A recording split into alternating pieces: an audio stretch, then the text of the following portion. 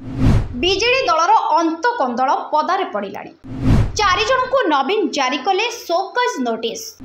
ରାଜଧାନୀ ବିଜେଡି ଭାଙ୍ଗିବାରେ ମୁଖ୍ୟ ପୁରୁଖା ସାଜିଥିଲେ ଏହି 4 ଜଣ। ବିଶୃଙ୍ଖଳା କାରଣ ନ କହିଲେ ଶୀଘ୍ର ତଡା ଖାଇବେ ଦଳୀୟ ପୁରୁଖା।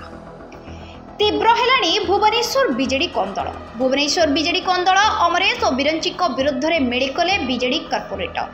तेबे बड़ कषाकषि भितर पुरीग्रस्त करिसेंती पूर्वतन मंत्री अशोक पंडा एवं विधायक अनंत नारायण जेना समर्थित 25 रु 30 कॉर्पोरेटर।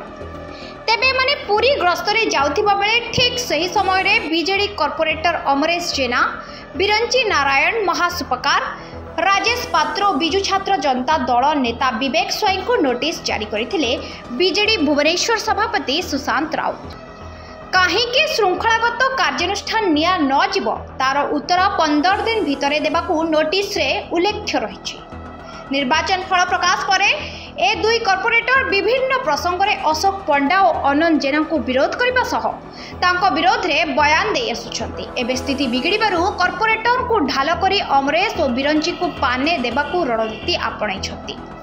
कली उग्र हेबारु आज भुवनेश्वर जिला बीजेडी सभापति अमरेश, बिरंचीଙ୍କ सह एकाम्र बिजु युव जनता दलर सभापति राजेश पात्र और बिजु छात्र जनता दलर राज्य संपादक विवेक स्वाई को दलीय श्रृंखला भंग पाई कारण दर्शाओ नोटिस जारी होइछि, जहार जवाब 15 दिन भितर समस्त 4 जण रखिबे।